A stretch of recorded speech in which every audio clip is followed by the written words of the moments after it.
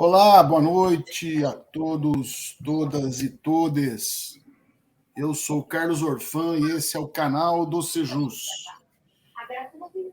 Estamos mais uma vez aqui esperando os companheiras se chegarem aqui conosco no canal para a gente conversar mais um pouquinho sobre o livro que nós estamos estudando, o livro de Dora Encontre, A Construção do Reino, o Pensamento Social de Herculano Pires. Hoje o capítulo que a gente vai conversar é Caminhos e Atalhos do Reino. E para isso nós temos aqui o nosso querido companheiro xará Carlos Simões, que você já está vendo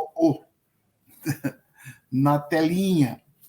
E ele vai fazer a exposição, fazer uma introdução para a gente bater um papo sobre isso aqui. Certo, Carlos? Tudo bem, Carlos? Tudo na paz. Mais uma vez um prazer, viu? Prazer é nosso. Beleza, uma saudação rápida aí do Carlos, para a gente esperar o nosso pessoal chegar. Já chegou conosco a Doris Gandres, está conosco nesse momento. Boa noite, Na sala Doris. tem mais 4 companheiros que estão conosco, mas que não deixaram o seu boa noite. Nós vamos esperar aqui para saber quem são esses companheiros e companheiras. Se puder dar uma boa noite para a gente vai identificando aí, tá bom? Agora são mais 5, nós somos 6 pessoas na assistência, tá bom? Então, mas nós estamos esperando então o pessoal se chegar. E nós vamos aqui, então, pedindo para você que, primeiro, se não for inscrito ou inscrita no canal, que se inscreva no nosso canal, para que a gente chegue o mais rápido possível a 3.000 pessoas. Nós estamos nos aproximando de 3.000 pessoas e vamos chegar rápido, se Deus quiser. Tá bom? Que você também, além disso, que você curta, que você comente, que você compartilhe o nosso vídeo, que é uma maneira muito rápida e barata, não custa nada, é só fazer um cliquezinho de compartilhar, curtir, comentar, né? Para que isso é uma maneira rápida, que eu disse, e barata, dos nossos conteúdos chegar até mais pessoas que, assim como nós e você, gostam de uma leitura, de uma análise, de um olhar para o kardecismo com o viés progressista, como deve ser, como é a filosofia de Kardec, como é Allan Kardec, esteja esse companheiro onde estiver, né, e como foi Allan Kardec enquanto encarnado entre nós. Então, não existe outra forma de ler, de olhar o espiritismo kardecista, né, e de agir de acordo com ele, que não seja de maneira progressista. Portanto, o movimento espírita que fez ou continua fazendo arminha com a mão é um pessoal que está em desacordo com o pensamento de Allan Kardec. Portanto, contra os postulados do kardecismo. Pode estar de acordo com alguma outra coisa, mas não de acordo com a filosofia de Kardec. E é esse o debate que a gente faz aqui no nosso canal, no nosso grupo, e você é muito bem-vinda, muito bem-vindo e muito bem-vinde ao nosso coletivo, tá bom? Bom, chegaram várias pessoas aqui. Foi só falar para o pessoal se identificar, todo mundo foi dando boa noite aí, ó. Vamos ver quem mais que está por aqui. Opa. Vamos ver aqui. Como eu disse, a Doris Madeira Gandres entrou dando o seu boa noite, gente querida do Sejus. Nós vamos colocar ela na telinha aí para ficar mais fácil, muito bom. A Jussara Volpato também está sempre com a gente, companheira capixaba, né? Capixaba, né? Capixaba. Do Espírito Santo, de Vitória. Ou Barriga Verde, é isso, não? É Barriga Verde o apelido do capixaba? Não sei. Acho que é, né? Eu conheci Vitória do Espírito Santo, mas eu não sei. Na verdade, não sei. Acho que Depois, a Sara que vai poder responder para a depois a gente. Sara fala, ou barriga verde é outro. Acho que é capixaba, acho que é lá mesmo. Vamos lá. A Jussara Volpato, dando o seu boa noite. Ela que foi a inspiração aqui, pelo menos para mim, para que eu pudesse dar os primeiros starts aqui no nosso coletivo. Depois foi criando, crescendo. E a gente está aí hoje com vários companheiros e companheiras de todo o país. Boa noite, querida Jussara. A nossa querida Cláudia Maria Andrade. Boa noite, meu nome é Cláudia. Bom, parece que então ela é a primeira vez que está conosco. Então, Cláudia, Seja bem-vinda. seja bem-vinda e curta, né? E se inscreva no canal, que é muito importante, tá bom? E compartilhe o nosso vídeo. O interessante é que Cláudia Maria Andrade tem uma pessoa com esse nome aqui, amiga da minha esposa, da aula com ela, só me parece que tem, depois do Maria, tem um outro sobrenome depois Andrade, que é do esposo.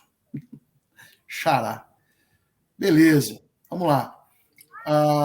O Marcelo Curquidian conosco também. Boa noite, Orfã, Simões e camaradas do Sejus. Boa noite, Marcelo. Alegria Boa noite, ter Marcelo. A Lavínia. A Lavínia Rechimuzi, é isso? Né? O começo parece alemão, o final parece japonês, né? Eu não sei que nacionalidade desse sobrenome, difícil, diferente. Rechimuzi. Muito Boa bom. noite, Lavínia, minha amiga. É Seja tua bem-vinda. amiga. Então tá aí. É uma amiga. Não, se bem que Rechimuzi não parece japonês, parece mais italiano no final. Mais italiano no final. Muito bom. É amiga do Carlos Simões. Carlos Simões, Filosofia, é um perfil do nosso querido Carlos Simões, que também está dando o seu boa noite. O nosso querido Marcos Alvarenga, aquele que eu achei que era de Bauru, mas não é de Bauru. Aquele que esteve em visita à cidade quente de Bauru. Boa noite, estou de férias do Rio de Janeiro. Pô, que bom, hein? Falar em calor. Que inveja, hein? No Rio de Janeiro. Muito bom, hein? Boa noite, Marcos. Obrigado pela presença. O nosso companheiro Wilton Lima, boa noite, bom estudo ao grupo, para nós todos. Obrigado, Wilton. Aqui boa noite. A nossa Jussara dá o seu boa noite, novamente, de Vitória, Espírito Santo. Vamos lá, olha só. O nosso Ivon também, do perfil Homem de Bem. Boa noite, camaradas. O Ivon Boa que é noite, corintiano Ivon. também, assim como o Carlos. Corintiano é gente boa. O Wilton, estava esperando no canal do Sejus, não aparece nada lá. Aí vi o link do canal do Felipe Albani. Não aparece nada? Eu postei lá, sim. No canal do Sejus? Eu postei no canal do Sejus. Aí o César Lozano replicou aqui, ó. Não, mas aqui quando a gente põe transmitir ao vivo, ele vai para o canal. Estranho. Eu tô falando no canal do WhatsApp. Eu acho que o Felipe colocou errado aqui. Ele colocou no canal dele. Acho que ele mais uma vez, ele cometeu essa... Mas eu postei, Carlos, 5 minutos antes de entrarmos, eu postei lá no canal do Sejus. Você postou no canal? E até o César Lozano replicou. Tá. Mas é isso. O Felipe, acho que trocou ali. Já tinha acontecido isso uma vez. Em vez de pôr no canal do Sejus, ele pôs no canal dele. Infelizmente. Mas aí o Carlos já consertou, tá certo? Obrigada, Cláudia Maria Andrade. Maristela do Nascimento Cabral, boa noite, amigos do Sejus. Boa noite, Maristela.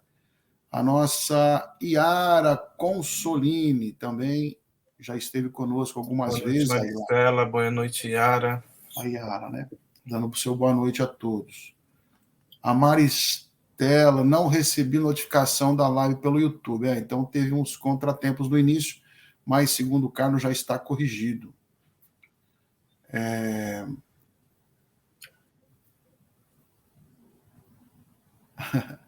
A Jussara Volpato aqui já corrigiu. Não é barriga verde. Vila Velha, Grande Vitória, é Canela Verde. Eu tenho um amigo que mora em Vila Verde, em Vila Velha, dá aula, ele é professor da universidade aí, em Vila Velha, né, na Grande Vitória, né? Companheiro aqui de Bebedouro, companheiro Rodolfo. Vamos lá. Boa noite, Orfã. César Lozano, Simões e Comunidade Sejus. Grande alegria e grande privilégio estar com vocês. Gratidão sempre. Muito bem. Boa noite, César. Obrigado mais uma vez pela sua presença, viu? A nossa querida Ângela Maria Oliveira Linhane, dando o seu boa noite. O Boa noite, César Ângela. Lozano, já publiquei no grupo Zap. Beleza. Opa, vamos ver aqui. O Wilton diz, o Carlos deve ter postado o link no WhatsApp. O canal que transmite é do Felipe. Lá não está rodando. Sim. Ah, então você publicou no Zap. Eu publiquei no grupo do WhatsApp. Não, está falando no canal do YouTube. Então nós estamos com esse problema lá. Enfim, não está passando no nosso canal do YouTube. Só está passando no canal do Felipe Albani. Eu vou ver se enquanto depois o Carlos fala com a gente, eu consigo resolver. Eu acho que não, né? Bom, vamos ver. Não, eu acho que eu tenho a senha, né? Acho que eu consigo publicar sim. Bom, gente, então fechou por enquanto. São esses companheiras que estão aqui conosco. Nós vamos então passar a palavra para o nosso querido Carlos Simões, que depois ele vai fazer uma introdução e depois a gente vai abrir para todos os comentários aqui de todo mundo. Beleza, gente? Valeu. Carlos, é com você, irmão. Obrigado, Carlos, mais uma vez, um prazer, uma alegria, né, participar do programa do Sejus, dessa interação tão fértil, tão produtiva, tão interessante, tão crítica, né, na qual partilhamos experiências, aprendemos com os livros que nos são ofertados para apreciação, para análise, para crítica, e, de um modo geral, o que nós tentamos fazer, né, ou tentamos estimular sobremaneira, é a ideia de um espírito crítico a respeito daquilo que nos compete, que é a experiência de analisarmos, né, o modo de ser espírita no movimento espírita brasileiro. E é muito importante nesse sentido, eu acho que nessa perspectiva, a contribuição inestimável do grande José Herculano Pires a seu tempo. E é um pensamento que se faz tão ainda marcante, presente, pertinente, que a Dora encontra e tem mais do que razão de conseguir, né, de continuar, inclusive, visibilizá-lo para as considerações de nós outros espíritas a respeito de uma figura tão, digamos assim, marcante, tão presente, tão atuante naquele contexto espírita do século anterior, do século passado, e que ainda nos deixa reflexões que eu considero muito, muito importantes, muito significativas, essas contribuições do Herculano Pires. E é claro que na perspectivação, no olhar da Dora Encontre, a ideia do Herculano sobre o reino assume, né, uma dimensão de uma, digamos assim, de um comprometimento fora de série, de um comprometimento bastante assíduo com o caráter do Espiritismo na sua formulação de produção do reino de Deus a partir da terra mesmo. Ou seja, precisamos entender que a criação divina está chumbada na experiência histórica de nós outros enquanto espíritos encarnados. E assim sendo, é importante que a vontade de Deus seja feita tanto na terra quanto no céu. Então é muito importante que a gente entenda que o Pai Nosso, nas palavras de Jesus, encerra exatamente a maneira de ser e estar no mundo, tal qual Jesus, outrora, naquele seu exemplo inesquecível, nos lega uma intervenção de grande profundidade e que marca a experiência do Ocidente, sobretudo, de uma maneira inesquecível mesmo. Então, eu acho que Jesus é essa figura que soube marcar a sua presença no mundo, numa consciência social, política, inestimável, e que nos oferece pano de reflexões muito, muito férteis a respeito do que nos compete, por nossa vez, realizarmos, né, a partir das encarnações que vamos assumindo, e do modo ou da maneira como nos qualificamos na experiência da vida. Então, é muito importante nesse sentido. E eu vejo o texto, o capítulo 4, Caminhos e Atalhos do Reino. Precisamos entender o que, o que significa esse caminho, ou esses caminhos, é importante esse plural, e exatamente entendermos também o que significam esses atalhos. Nesse sentido, é importante entendermos que o reino é um horizonte almejado, né? É um mundo para o qual nos mobilizamos, interior quanto exteriormente, do ponto de vista ético-moral, quanto do ponto de vista sociopolítico. Então, é muito importante que a gente entenda que, sendo o reino o horizonte almejado, todos nos encaminhamos na direção desse reino, ou na exequibilização desse reino, e esse movimento, esse ir na direção do reino, representa um esforço de séculos. Estamos durante várias experiências, a experiência reencarnacionista nos propõe essa reflexão, tanto na Terra quanto no espaço, trabalhando e burilando os nossos modos de ser, quanto produzindo intervenções o mais possível qualificadas, para que esse reino um dia venha a se exequibilizar. Então, é muito importante. Agora, é interessante que o texto do Herculano, O Reino, aquele de 1967, tem a sensibilidade de perceber exatamente o quanto nos movimentamos para este lugar, para esta condição, para este novo contexto, quanto, ao mesmo tempo, ele percebe, e eu acho que ele assinala muito bem, o quanto cada um de nós e todos nós, independente da nossa filiação de qualquer tipo, de qualquer horizonte, de qualquer, né, desdobramento, o quanto que até intuitivamente nós estamos, digamos assim, ansiando pela experiência desse reino, né? Então, de que maneira isso se faz? Através das várias expressões de interpretação do mundo. As visões diferem e ainda mais as interpretações, diz-nos o Herculano Pires, né? Então, é essa mente que se encontra ávida de Deus e que se movimenta interior, quanto sócio-historicamente, na direção de Deus, vai formular sentidos ou marcar experiências que notabilizem esse anseio por essa aproximação, por esse contato, por esse vislumbre, né, de um reino, de um mundo de muito diverso deste em que nos encontramos.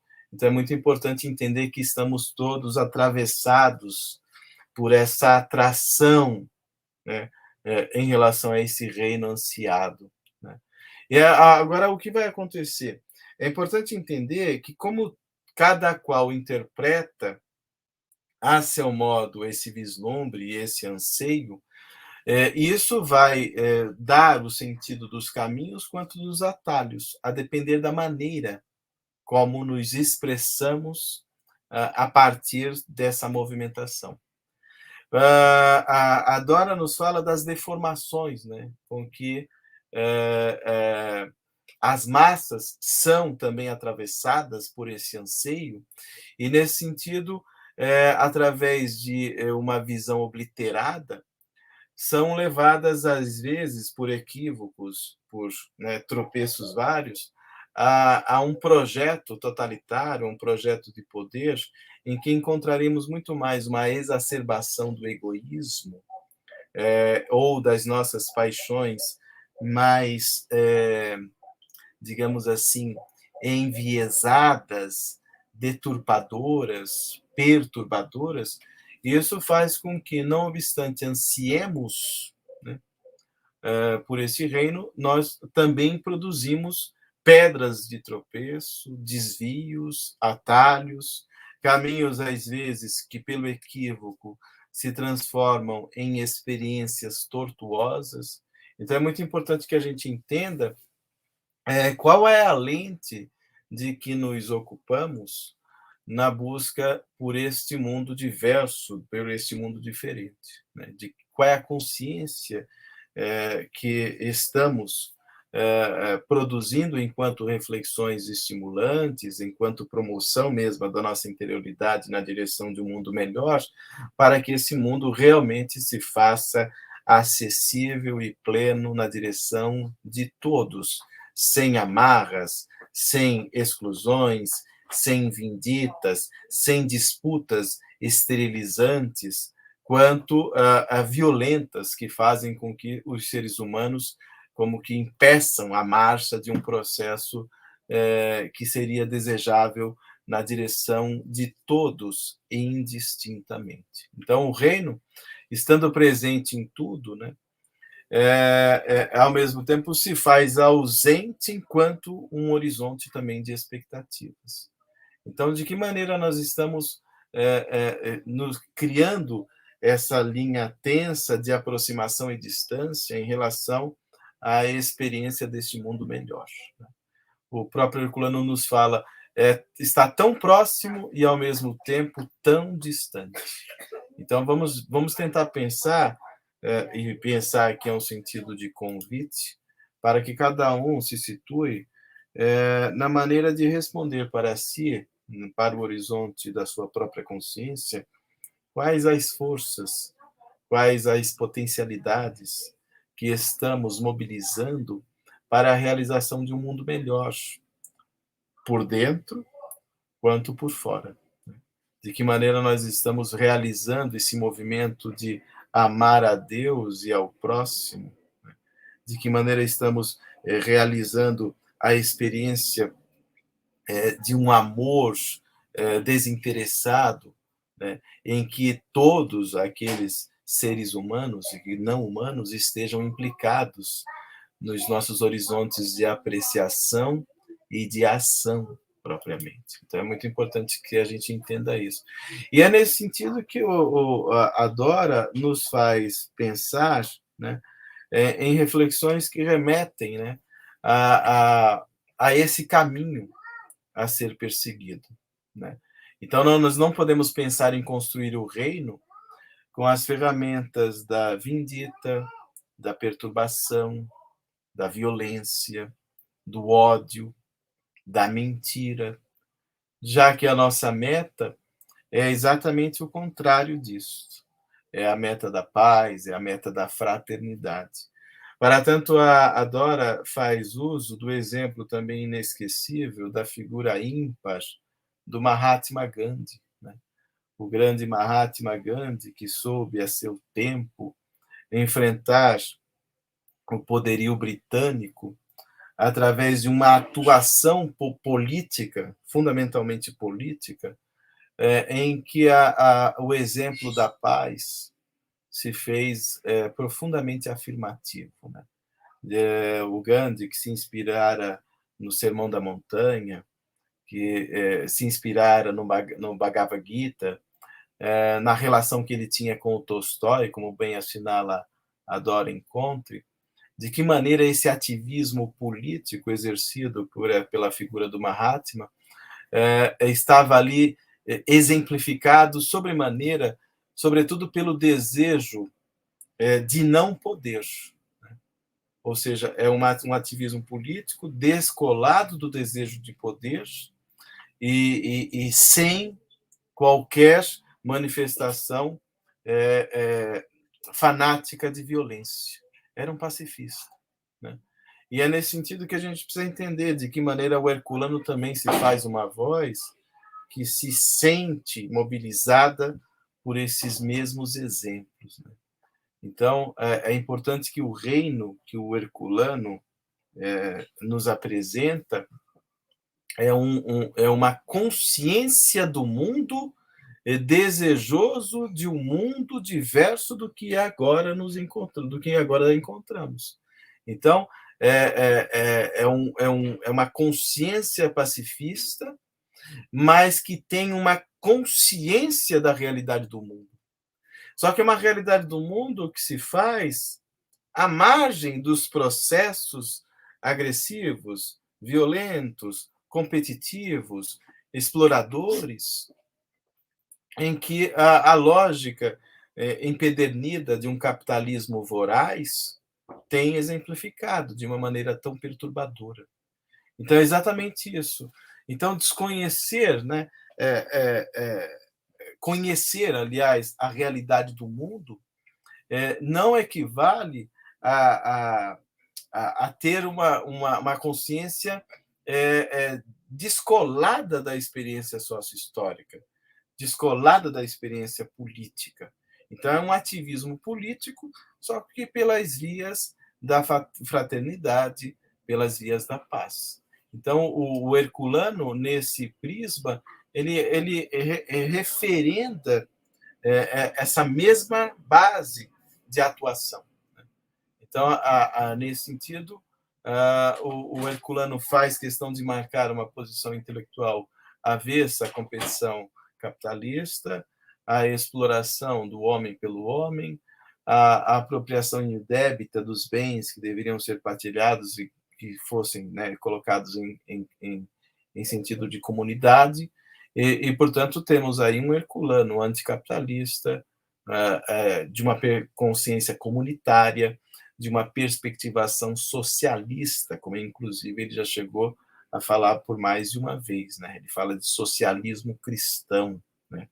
Então é muito importante isso. E tem um trecho da página do Herculano, no texto O Reino de 1967, que eu acho muito bonito. A escrita do Herculano é muito bela. Do ponto de vista poético, é uma prosa que é muito envolvente. Eu gosto disso, quando o texto é bem escrito, né? Então, eu acho bem interessante. Ele diz assim: o reino é rico, diz-nos o Herculano, mas a riqueza do reino é abundante e impessoal. O reino é rico, mas a riqueza do reino é abundante e impessoal. O que quer dizer isso? Ele quer dizer, fundamentalmente, que a pobreza ela é feita exatamente quando a riqueza é pessoal, quando existe uma coisa chamada concentração. Concentração de poder e de riqueza na mão de poucos, em prejuízo, marginalizando todos os demais. Então, ele está dizendo que a riqueza desse reino é autêntica exatamente pelo seu caráter abundante e impessoal. Nesse aspecto, o seu contrário também é verdadeiro. Qual é o grande caruncho da alma? É o egoísmo. É quando a riqueza do universo, né, ela se vê como que subjugada por uma mão monopolista que se assenhoreia das benesses da natureza, que se acerca numa ânsia de dominação e de poder de tudo e de todos, produzindo um jogo de subjugação do próximo em favor de um egoísmo concentrado, de um egoísmo patológico mesmo. Então, é fundamental que a gente entenda um questionamento que o Herculano nos faz nesse texto. Ele diz: que direito tem um homem de cercar uma árvore ou mais árvores, de torná-las suas escravas particulares, de arrebatar-lhe sistematicamente os frutos para transformá-los em riqueza pessoal? Os frutos devem saciar a fome dos famintos, alimentar as crianças e fortalecê-las para o futuro. Olha a visão social do Herculano. Então, ele está produzindo uma voz de severo questionamento à ética burguesa capitalista. Então, é muito importante se entender que a posição política do Herculano é de uma consciência, né, sócio-histórica que nos interessa muitíssimo. A riqueza, diz-nos o Herculano, a riqueza dos frutos é para todos. Eu gosto desse para todos, é uma expressão importante. A riqueza dos frutos é para todos. Aí ele usa a metáfora da árvore, que eu acho belíssima. A árvore é o gesto de Deus ensinando aos homens a eterna ação e a eterna doação. Então a gente precisa entender o que é a doação da árvore. A árvore produz sombras, produz frutos sem questionamentos, estendendo as suas benesses a todos que se lhe acercam, né? Nada lhe pedem e ela tudo dá, né? Ela podia, essa árvore, numa lógica burguesa capitalista, ela podia enrolar os frutos em cipós, escondê-los para si mesma, devorá-los em silêncio, ou deixar esses frutos morrer sem proveito entre as suas garras, mas não. O que essa árvore faz? A árvore do reino, ela estende os ramos no céu e a sombra na terra. Distribui perfume e pólen aos ventos e oferece os seus frutos sem pedir recompensa. Assim sendo, um reino almejado na palavra vigorosa do Herculano, é um reino cercado dessas árvores, né, de vastos arvoredos, com flores, frutos, de pomares e jardins abertos, para que todos possam acessá-los e desfrutá-los, né? Então, os filhos do reino não estão sujeitos aos monopolizadores dos frutos. Olha que bonito, Carlos. Essa é uma reflexão muito importante que o Herculano Pires faz questão de marcar e deixar realmente como uma reflexão muito interessante para nós outros. Ou seja, ele faz questão de marcar a sua adesão sociopolítica a uma ética em que a comunidade sem amarras, sem barreiras, sem fronteiras, produz os seus horizontes de benefício indistinta e incondicionalmente. Então, eu acho isso muito, muito importante. É aquilo que Jesus, à época, fazia, partilhando o pão com todos. Lembram disso? Partilhar o pão é companheirismo, companis. É o modo como partilhamos o pão. Então, Jesus nos fala a esse respeito. Como a gente aprende igualmente nos Atos dos Apóstolos, que os discípulos de Jesus viviam em comunidade, partilhando tudo por igual entre todos. Ou seja, eles viviam em regime de igualdade, partilhando tudo entre todos. Então, desde o cristianismo primitivo, consoante os exemplos nobilitantes de Jesus, nós encontramos essa mensagem sendo ratificada, mas que, infelizmente, com o tempo, a sua mensagem foi usurpada, foi transformada em lógica de dominação e de poder, e aí os atalhos acabaram por produzir ruídos, abalos, desserviços, perturbações, que acabaram por deslegitimar uma mensagem tão revigorante e tão importante quanto aquela. Então, o Herculano tem consciência disso, o Herculano sabe disso. Agora, ao mesmo tempo, o Herculano nos diz: os entesouradores pessoais, ou seja, aqueles que acumulam e querem tudo para si, organizam-se em associações, em trustes, em gigantescos monopólios. Pegam os frutos das árvores, os frutos minerais das entranhas da terra, os frutos aquáticos dos rios e dos mares, sugam os lençóis subterrâneos e as misteriosas jazidas que os séculos formaram, e de tudo isso fazem moedas ingênuas, doiradas ou prateadas, cintilantes de pureza, que transformam em instrumentos de suplício e de vício. É interessante que o Herculano fala que a moeda, que o dinheiro, são moedas ingênuas, douradas ou prateadas. São moedas ingênuas. Porque o problema não está no dinheiro. O problema está no uso que fazemos do dinheiro. Então, o problema não é o dinheiro. O problema está na maneira como nós nos relacionamos com a posse. Percebe? E o Herculano tem consciência disso. É muito bonito. Essa é uma reflexão bastante interessante, né? Então, esses entesouradores pessoais, né? Vamos com todas as letras, os capitalistas, a lógica, a mentalidade capitalista, se associam contra os pobres. Dominam nações e povos, diz-nos o Herculano. Exploram multidões e se consideram benfeitores da humanidade. Não é isso, não? São os acumuladores e que acham que estão ainda, pela aparência, traduzindo algum serviço positivo. Não é isso que a gente encontra? O agro é pop? Dá a impressão que o agro está fazendo um grande benefício para o mundo. Na verdade, eles são acumuladores que estão apenas ocupados consigo próprios. Percebe, não? Então, essa é uma lógica importante que o Herculano traduz como uma reflexão muito certeira, eu considero, eu acho. Né? Então, eu acho que seja uma reflexão bastante importante. Né? Então, de que maneira a crítica do Herculano, né, propõe em relação à lógica do capital? Ele não critica o capital em si, o que ele critica é o acúmulo do capital. Porque é o acúmulo que vai produzir nas mãos de poucos a diferença que vai produzir a exclusão e a miséria dos demais. Então, a miséria do mundo é provocada pelo acúmulo voraz, né, predatório, com que esses poucos, 1% dos mais ricos do mundo, concentram mais de 50% das benesses produzidas pelo mundo.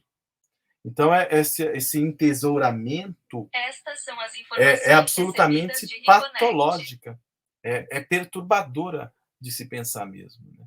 Isso não é levado a uma lógica exploratória, vertiginosa, voraz, que maltrata, que explora não só o ser humano, quanto a natureza. A crise climática está aí para nos falar isso a respeito. Né? A maneira como nós estamos na relação predatória, subjugando, dizimando, destruindo os povos originários. Então, essa reflexão que o Herculano nos propõe é uma consciência não só ecológica, mas uma consciência sócio-histórica, perdão, do nosso tempo, das demandas e dos horizontes presentes no nosso próprio tempo. Então, é muito importante entender o que as páginas do Herculano tendem a nos traduzir enquanto incômodos reflexivos e, ao mesmo tempo, enquanto estímulos para a nossa própria ação, para a qualificação da nossa própria ação. Então, eu acho que seja muito disso. Carlos, você quer dar vez e voz para os nossos amigos também ou não? Eu estou falando demais?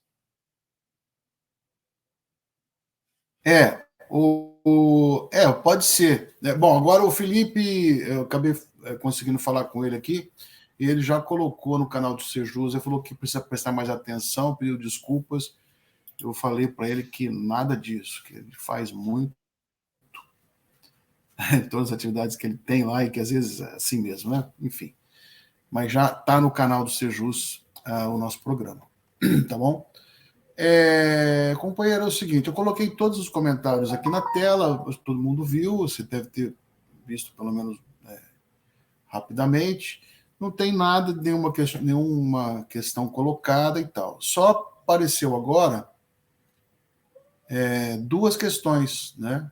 Nos dois últimos comentários, que foi do Leonardo Torga, companheiro de Belo Horizonte, diz: Simões, quais as bases que Herculano estudou e defendeu junto ao meio espírita até o seu desencarne? Depois, a Doris Gans diz o seguinte: pergunto, mas hoje aquele que cultiva, produz e distribui e, portanto, executa uma atividade, um trabalho, não necessita de retorno para continuar sua contribuição à sociedade? Acho que foi alguma fala que você fez aí, acho que ela não compreendeu bem, né? Pelo que eu estou vendo. Aí você fala um pouco aí. Não, a sobre isso. ideia, Doris, é importante que a gente entenda que o nosso trabalho, o nosso esforço, as nossas contribuições tenham exatamente a questão do retorno pela nossa própria sobrevivência. É muito importante isso. Mas o que o Herculano está criticando não é a questão do capital em si, mas sim é do acúmulo, da concentração desse capital nas mãos de poucos, né, em prejuízo dos demais. Então, o que ele está refletindo, fundamentalmente, é a maneira como nós mobilizamos a noção mesma do que seja a produção de benefícios na direção de nós outros, quanto do universo circundante, da nossa realidade em torno.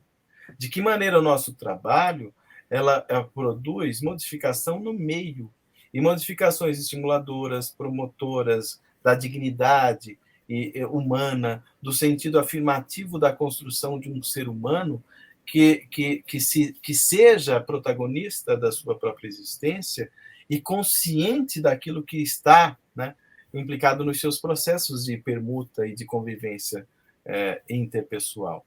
É muito importante que a gente entenda que, se eu estabeleço uma lógica de concentração do capital pela via de um egoísmo patológico, pela via de uma concentração exacerbada, pela via de uma mentalidade de competitividade e, ao mesmo tempo, de exclusão ou subjugação do outro, isso, em verdade, está na contramão da mensagem proposta e dos exemplos de Jesus, quanto das reflexões também implicadas naquilo que se consubstancia nas bases do Espiritismo em Kardec, quanto igualmente na maneira como o próprio Herculano dá voz a esses padrões de conduta.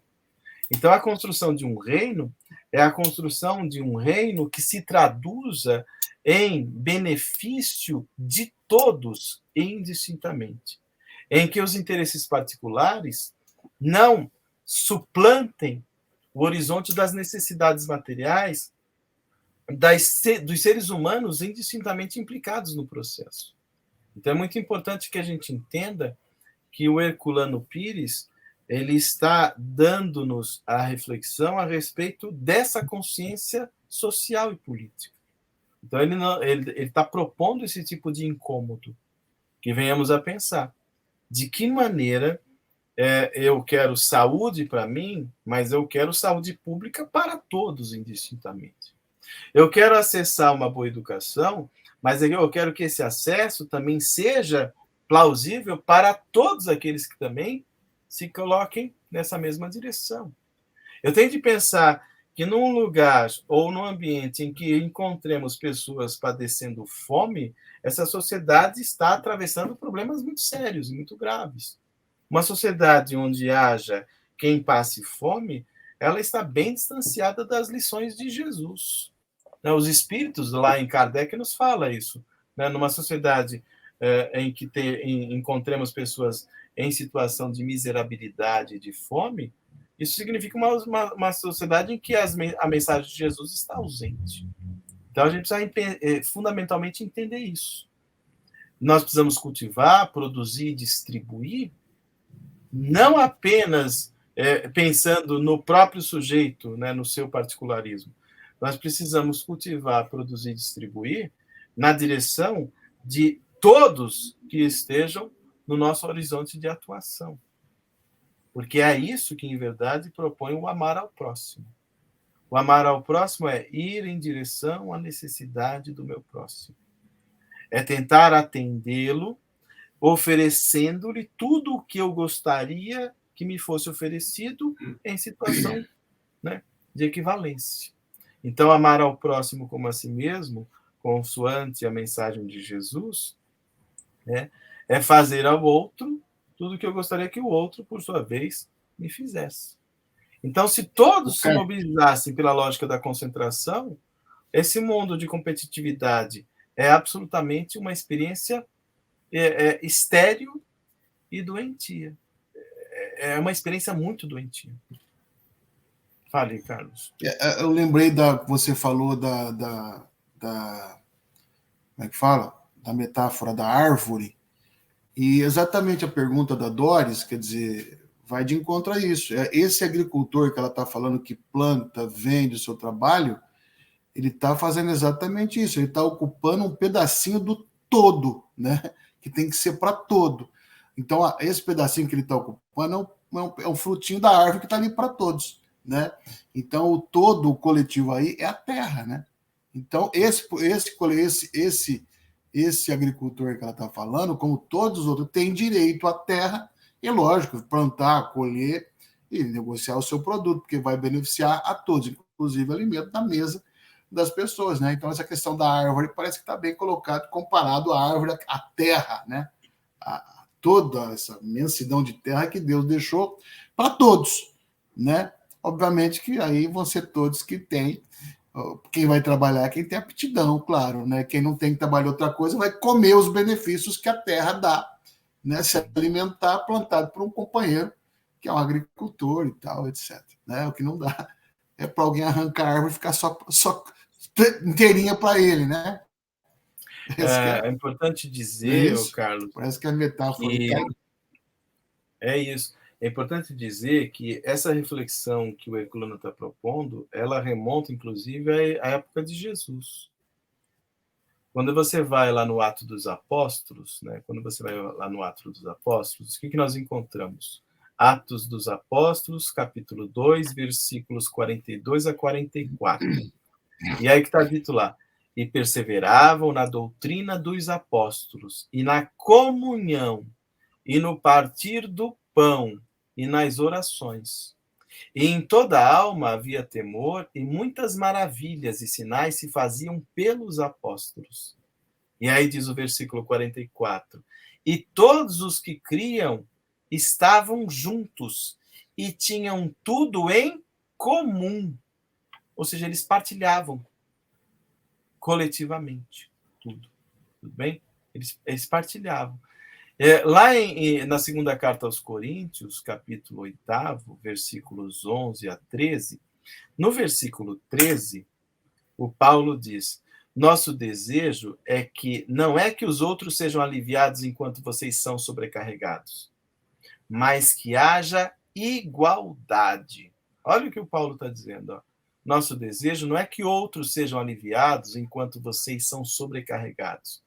O que desejamos é que haja igualdade. Ou seja, essa reflexão socialista está proposta nos evangelhos. Partilhar tudo em comum e que haja igualdade. Então, não é nada que nos seja estranho, né? Então, é muito importante a sinceridade do amor partilhado na consideração do meu próximo. Né? Então, é muito importante que tenhamos o sentido de promover-nos promovendo, de amarmos-nos amando, de servirmos-nos servindo.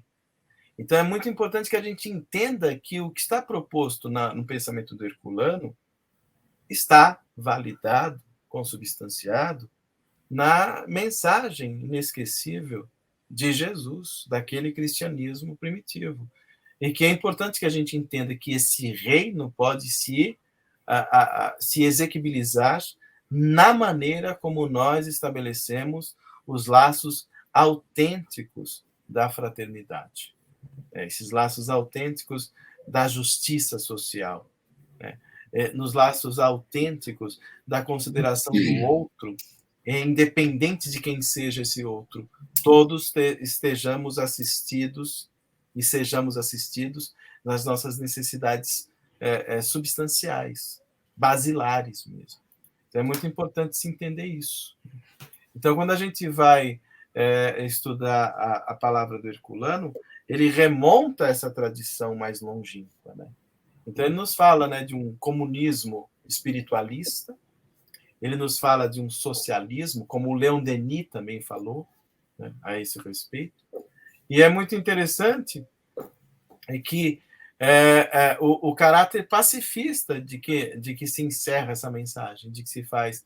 Ele está propondo um movimento cristão de reforma social sem caráter sectário ou partidário.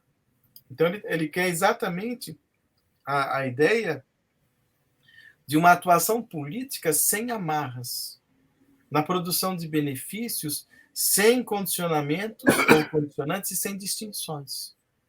Amar indistintamente. Atender às necessidades humanas, independente de onde venha e quem seja esse outro humano. Percebe? Sem proselitismo, sem sectarismos, sectarismo religioso, sectarismo político, sectarismo ideológico, possamos atender a todos sem qualquer viés de exclusão, de insensibilidade, de distanciamento, de egocentrismo. Então, essa eu acho uma mensagem bastante frutífera que o Herculano nos propõe. Né? Então, o Herculano nos fala da luta por um mundo efetivamente cristão. E ele diz, o que é um mundo efetivamente cristão? Segundo o Herculano, tá lá no texto dele. É um mundo sem um instinto de competições, ou seja, essa lógica capitalista para ele não serve. Então, sem um instinto de competições, em que se estriba a sociedade hoje, diz ele, contra a violência, contra o ódio, né? Contra a demagogia política e a exploração econômica. São as palavras do Herculano. E Jesus também fazia isso. Jesus se colocava contra os vendilhões do templo.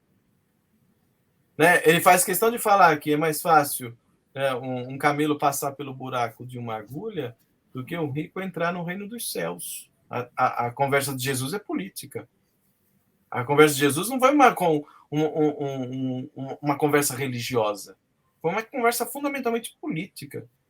Então, é esse o prisma de partilha do pão, de solidariedade, de atender, sobretudo, aqueles que estão perseguidos, as minorias sociais.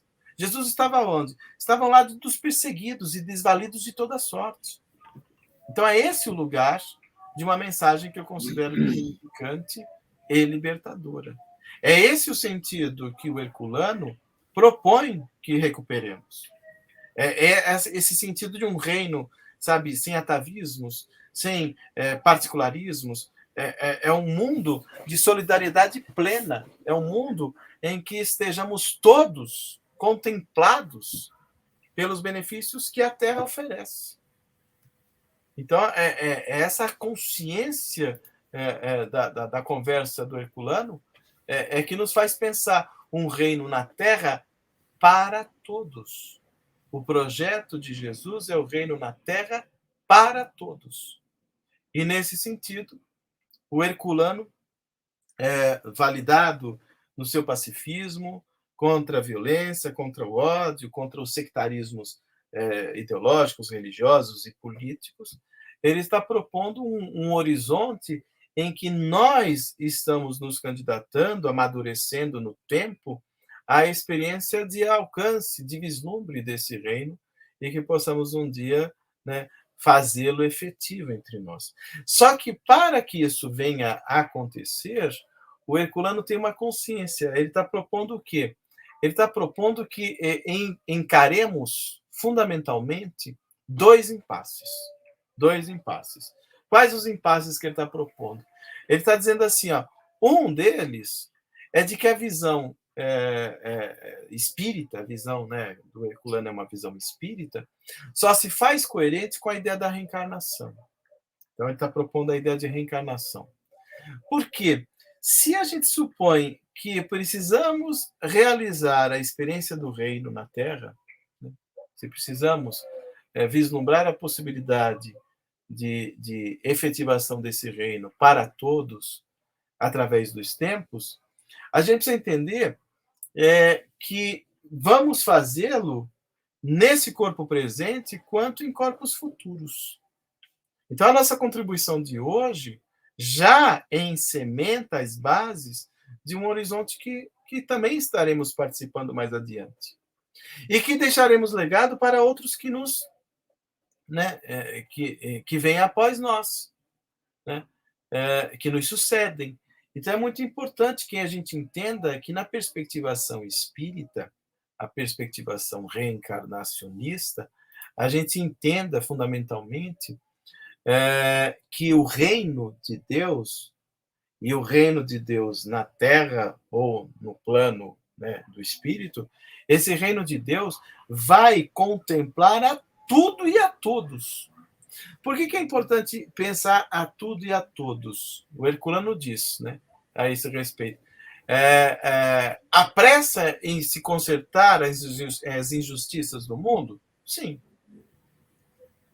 Aí a Dora comenta, mas é preciso incluir os momentaneamente injustiçados e os momentaneamente praticantes das injustiças. Porque o projeto de Jesus é o reino da terra para todos. Então, o que vai acontecer? Hoje, aqueles que acumulam vão ser convidados pela reencarnação a mudarem o horizonte mental. Eles também estarão contemplados no futuro para usufruir, quanto para efetivamente contribuírem na realização desse reino. Então é muito importante, é uma lógica de inclusão. Então, mesmo aqueles que hoje, contra os quais nos colocamos por essas discordâncias, a partir dessa ética e dessa ótica capitalista, pensemos que estes, um dia, em reencarnações futuras, serão convidados também a refletirem a esse respeito e a largarem esse primitivismo de concentração egoísta. Percebe? Serem convidados também à participação de efetivação desse mesmo reino. Então é muito importante. O reino de Jesus não exclui a ninguém, inclusive aqueles que agora estão servindo de pedra de tropeço. Isso eu acho muito bonito. Tem um questionamento aqui do Ivon que eu achei interessante. Carlos, na prática, qual o nosso papel enquanto espíritas para fazer este reino acontecer? Apoiar as ações dos movimentos sociais? Ter ações diretas através do movimento espírita? É a pergunta. Eu acho que nós podemos assumir os variados papéis.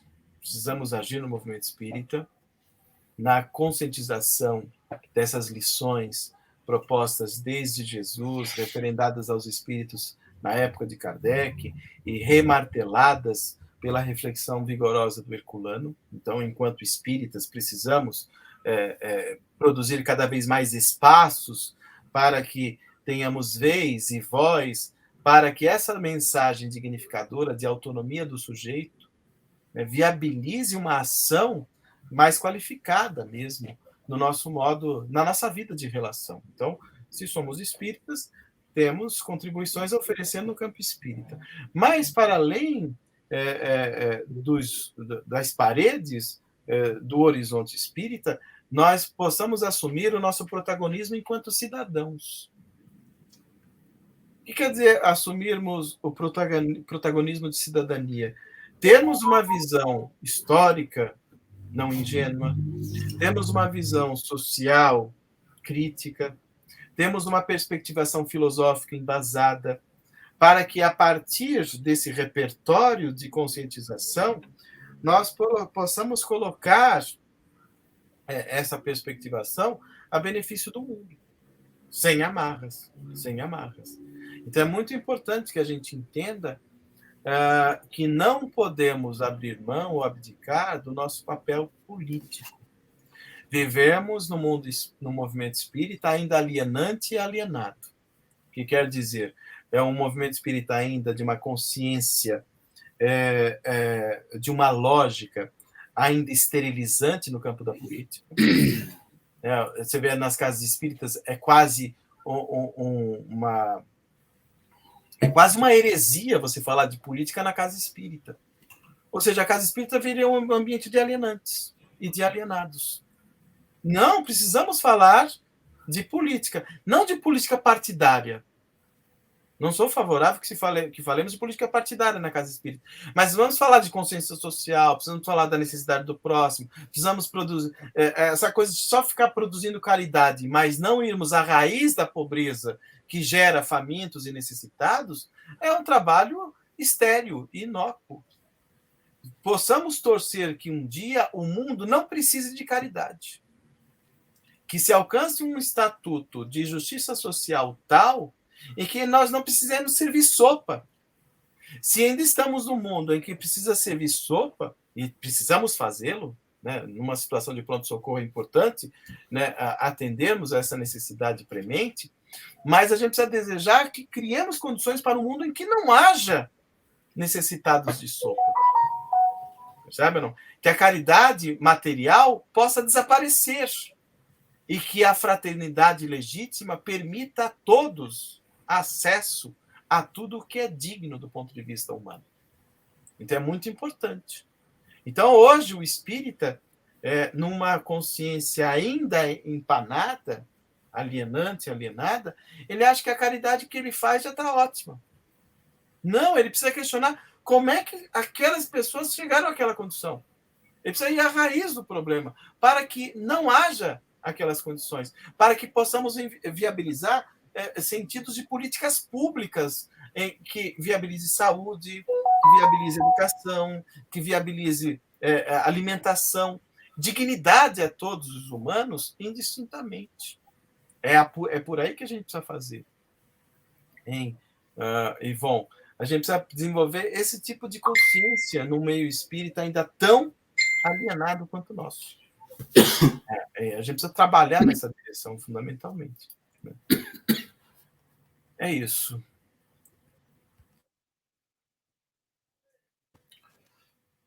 Perdão, engasguei aqui. Eu falei de um impasse, que é a questão da reencarnação, né? Em que todos, né, hoje, inclusive o capitalista, vai ser convidado em reencarnações futuras a repensar os seus métodos, os seus procedimentos e as suas ações. O outro impasse que o Herculano está propondo é quebrarmos os muros ideológicos. E quebrando os muros ideológicos, produzirmos um movimento suprapartidário e interreligioso, que envolva tanto cristãos quanto não cristãos. Então a gente precisa entender isso. Precisamos quebrar essas amarras que nos distanciam, esses sectarismos que nos separam, esses sentidos intolerantes que nos engessam e que nos colocam em animosidade, em vindita, em disputa, sabe, violenta e estéril contra o nosso próximo.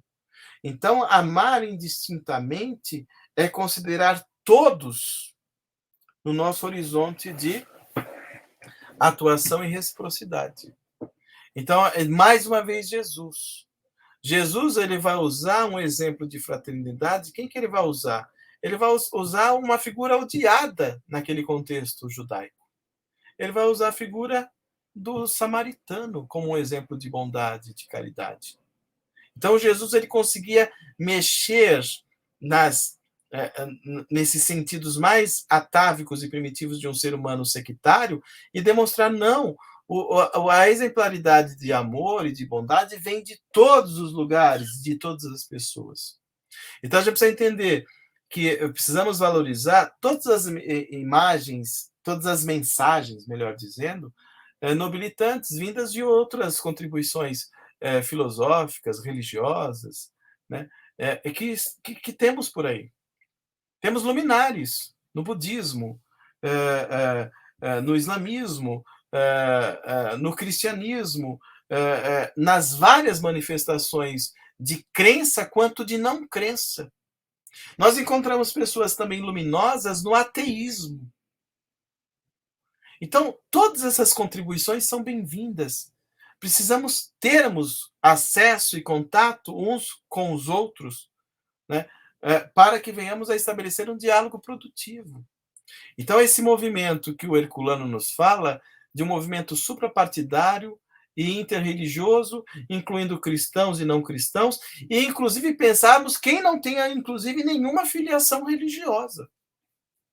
Então, pensarmos que esse reino é de uma humanidade sem algemas, sem grilhões, sem amarras, em que nos contemplemos todos vis a vis sob o regime de igualdade, sob o regime da lídima, da efetiva, da verdadeira fraternidade. E é nesse sentido que a Dora Encontre faz uma boa citação, que é o exemplo do Papa atual, o Papa Francisco. seguindo as pegadas do Francisco de Assis, o Francesco Bernardoni, né? Esse Papa tem procurado estabelecer essa interlocução com os vários religiosos, com os não religiosos, com os perseguidos de toda sorte, estabelecendo uma consciência de uma humanidade, digamos assim, contagiante e envolvente. Eu sempre fui crítico dos papas vários, né, que estudamos, né? E é o primeiro papa por quem eu tenho uma admiração muito séria. Eu tenho um carinho muito sério por esse papa atual, pelo Papa Francisco. Então, ele vai nos oferecer reflexões que são luminares e luminosas, que está propondo uma sociedade nova, ética, igualitária, pacífica, onde todos estejamos contemplados nas nossas diversidades culturais, nas nossas abordagens espirituais e não espirituais, né? Em que o multicolorido da experiência humana, da expressão de ser humano, todos sejamos respeitados e os nossos horizontes de dignidade estejam previstos e sejam acessíveis de um modo pleno e indistinto, né? Então, nós vamos encontrar, por exemplo, as encíclicas promovidas à discussão pelo Papa Francisco, o Laudato Si, louvado seja, em italiano, né? Em que ele faz a citação do Cântico das Criaturas do Francisco de Assis para falar da bondade, das bênçãos de Deus espraiadas a tudo e todos, humanos e não humanos, né? O Francisco, que era o ser que dialogava com tudo e todos e com a natureza, né? Esse diálogo espraiado que contempla uma interlocução produtiva com todos os humanos que estejamos envolvidos nesse processo, né? Temos o Fratelli Tutti, uma outra encíclica que propõe o quê? Todos somos irmãos, Fratelli Tutti, todos somos irmãos, né? E nesse sentido ele está propondo uma fraternidade, uma amizade universal na direção de um mundo melhor. Que mundo é esse? Um mundo pacífico, com mais justiça. Essas são as reflexões desse Papa. Essas são as reflexões desse Papa. Então, é esse tipo de reflexão que a Dora nos oferece como um diálogo de transparência, como um diálogo em que estejamos todos implicados, estejamos todos envolvidos. Então, a gente precisa aprender a conservar e a cultivar a humildade de aprender com todas as orientações. As lições vêm dos vários lugares. E essas lições traduzidas e irmanadas, produzindo pontes e diálogos cada vez mais produtivos, em que respeitemos as diferenças. Não necessariamente concordemos, mas respeitemos as diferenças.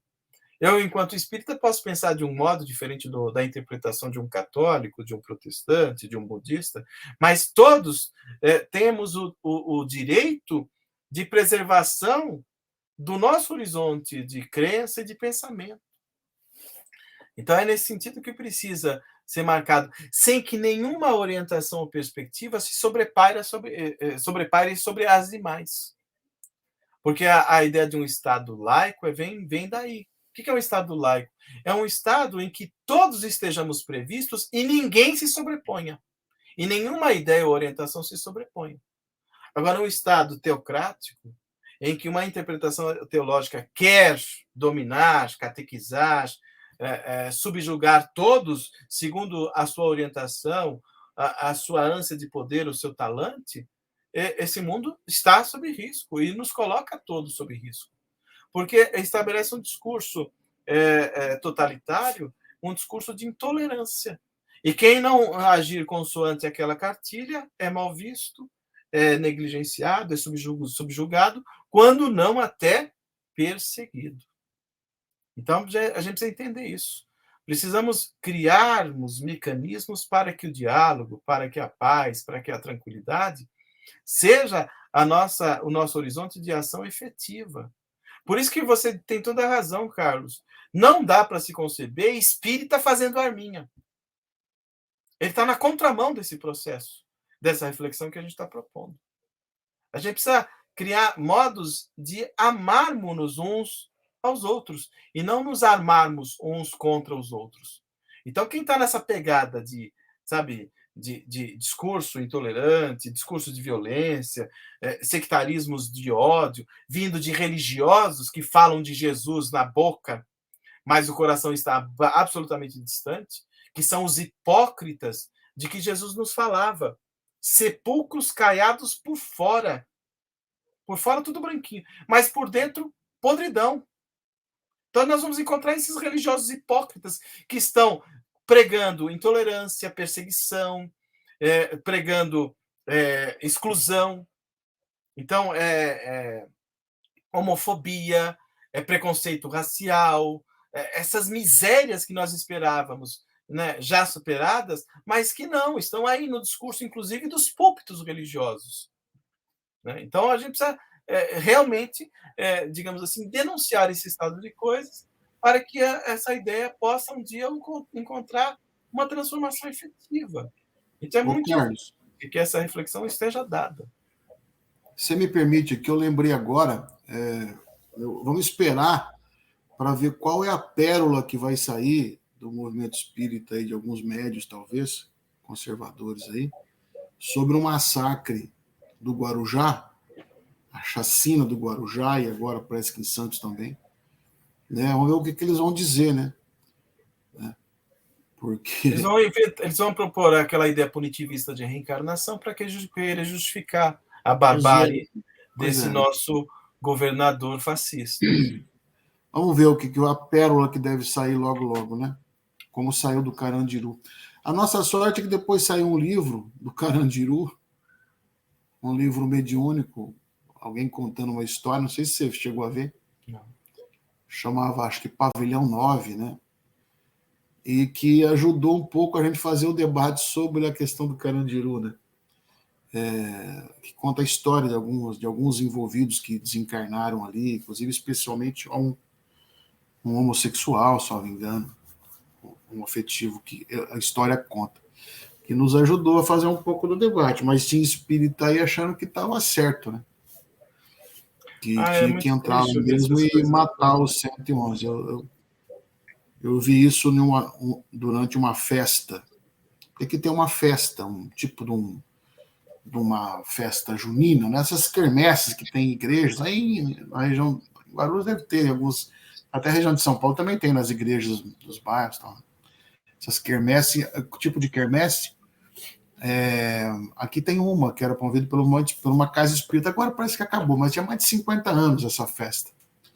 E eu ouvi ali numa festa de uma liderança espírita, um cara que ocupava a tribuna espírita, né? Falando que estava certo, né? Em assassinar os 111 no Carandiru. Se é que foram 111, né? A discordância sobre esse número.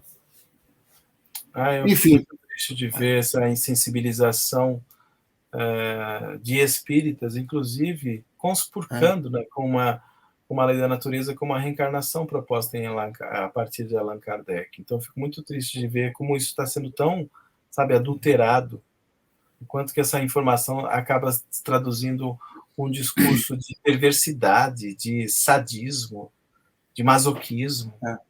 É um discurso perverso. César aqui, Carlos, o César está perguntando, teve livro mediúnico do Carandiru?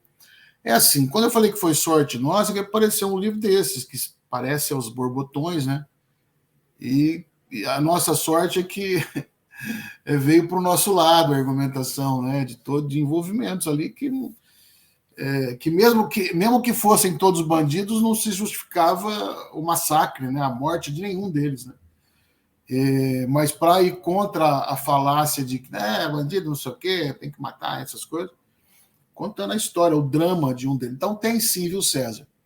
Eu não sei, na verdade, de quem é autor, nem mediúnico, nem quem psicografou, mas tem um livro, deve ter até mais de um, mas esse que eu lembro, que eu vi, chama, se não me engano, Pavilhão 9, né, que é onde aconteceu, né, se originou o grande massacre ali no Carandiru, né? Então Você chama vê, por pavilhão. exemplo, Carlos, eu vi um tempo atrás um pastor de uma igreja bastante conhecida dizendo que se Jesus estivesse hoje entre nós, ele andaria armado. Gente, não dá, não dá. Não dá para uma pessoa que ocupa uma responsabilidade de um púlpito, de um lugar religioso, pregar um Jesus desse tipo, sabe? É muito perturbador esse tipo de coisa. Jesus nunca faria isso. Então, criar esse tipo de imagem é de gente que está totalmente distanciado de uma mensagem de paz, de solidariedade, de amor. É um farisaísmo religioso ainda em vigência.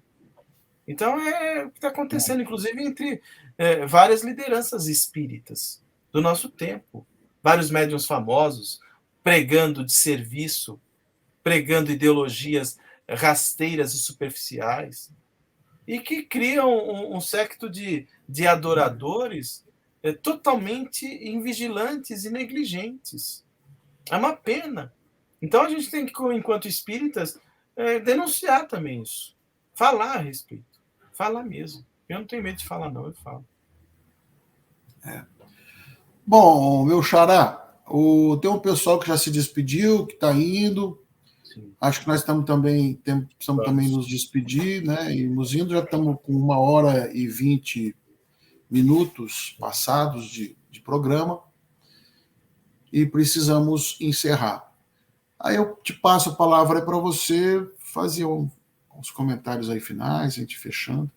Agradecer mais uma vez ao Sejus pela oportunidade, agradecer a Dora Encontre pela possibilidade de reflexão a respeito do seu livro, agradecer espiritualmente a figura do Herculano Pires por ensejar-nos essas reflexões, agradecer a Kardec, né, que mais uma vez sempre se faz de uma coerência, de uma presença que eu considero significativa e marcante para nós outros, e agradecer mesmo a Jesus por se fazer tão exemplar no seu exercício de cidadania contra os poderosos e contra os hipócritas da terra.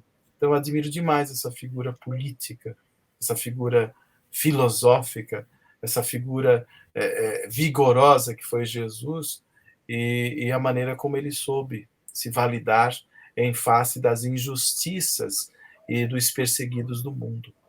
Então, eu sou um admirador, confesso, dessa figura ímpar, e agradeço demais pela oportunidade mais uma vez. Obrigado, Ivon, Maristela, Regina, obrigada, Doris, Lavínia, César, Jussara, Leonardo, Tereza. Muito obrigado a todos que se fizeram presentes com muita paciência e generosidade. Muito obrigado a todos. Miriam Zilo, muito obrigado, Yara Cupo. Muito obrigado a todos que se fizeram presentes e que nos deram a honra da atenção. Até uma próxima.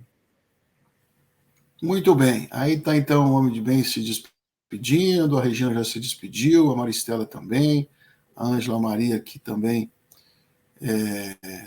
se despedindo, dando seu boa noite. Enfim, a gente vai encerrando aqui o nosso programa. E na próxima terça-feira estamos aqui de novo para fazer um capítulo a mais desse livro muito, muito bacana, muito bom, né? De Dora Encontre, falando sobre o pensamento de Herculano Pires. Beleza, gente? Então, quem ainda não se inscreveu, se inscreva. Quem ainda não curtiu, que curta, compartilhe, comente, compartilhe o nosso vídeo para que a gente possa avançar nas redes sociais. Beleza? Então, fiquem com Deus. Até a próxima terça-feira. Se Deus quiser, eu vou colocando a vinheta antes que eu me esqueça da vinheta de encerramento aqui. Beleza? Valeu, gente. Um beijo para todo mundo. Fica com Deus. Obrigado, Carlos. Abraço, irmão. Obrigado, tchau, irmão. Valeu.